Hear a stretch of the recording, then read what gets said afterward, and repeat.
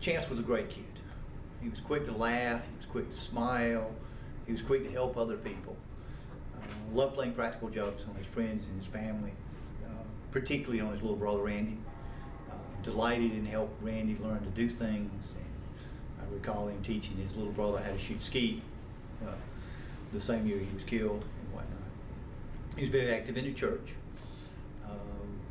delighted in doing the home building projects through the church foundation for the disadvantaged and repairing houses every summer. He spent time on that. Just kind of loved to help other people. I remember we were headed to our hunt club a few months before he was killed to do some work. And Chance was very proud of the fact that he was a full-paying dues adult member of our hunt club.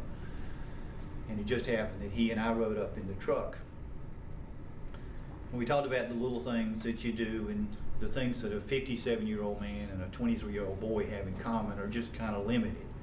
So after we got, how you doing, how's Katie, what you been up to, I asked him about being a firefighter. And I told him just how proud I was that he'd become a firefighter. And I kind of asked him, I said, well, okay, what do you do? And that was a mistake, because for 45 minutes he talked about being a firefighter and talked about the training and the things they did in their spare time, which is apparently more training, and talked a little bit about some of the calls he'd been on and different things. And as he talked,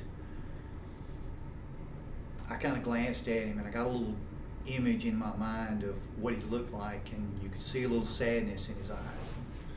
And I think it's the sadness you can see in the eyes of every firefighter if you look deep enough, as he thought about some of the lives and that had been altered and destroyed that he'd come upon. And he didn't give any real details, but you could tell that he felt the pain and the anguish and whatnot. And he looked old. I got a real feeling of just how much it meant to him. And I knew that this is what he was meant to do. He was meant to be a firefighter. And despite the pain and the anguish, he enjoyed what he did in helping others. And he talked about Katie. Katie was his fiancée. They dated for 7 years. And I remember the times that we were at some family event, and Katie had been coming to him for a number of years. And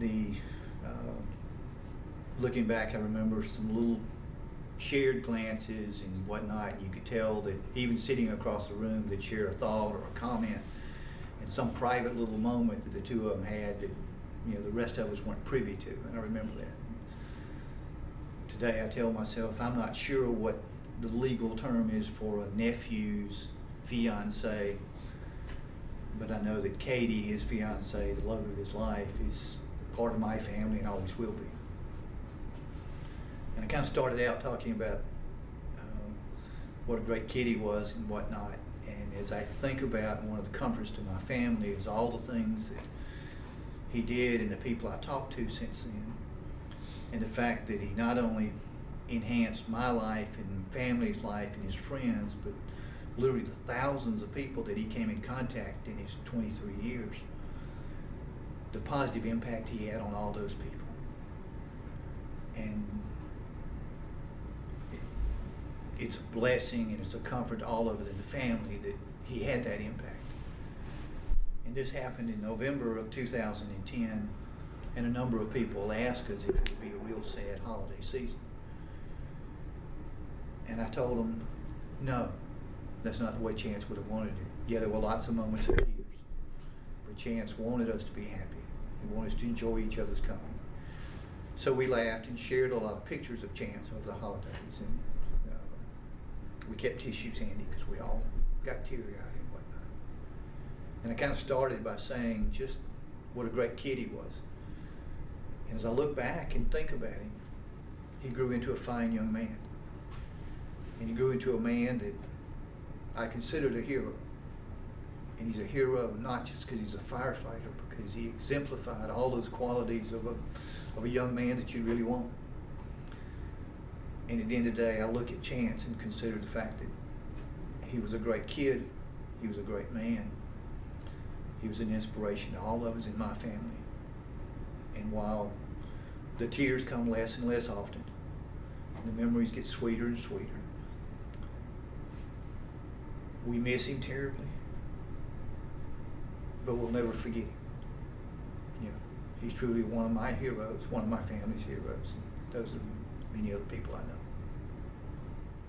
I sent Pat Stoneacre a letter last year after my first year as a returning survivor. And I commented on the fact that as a first-time returning survivor, I wasn't quite sure what I was supposed to do. And I tell myself I came back to help other people, you know, kind of in Chance's honor and whatnot. And the more I realized a lot of it was about me. And as I talked to other returning survivors, the calmness that I got out of it and the tranquility I got out of it was that every time I shared my story of Chance, and the most common phrase among the survivors when they see each other is, "Who is your firefighter?" And I shared Chance. And each time I shared him, a little bit of the burden came off my shoulders.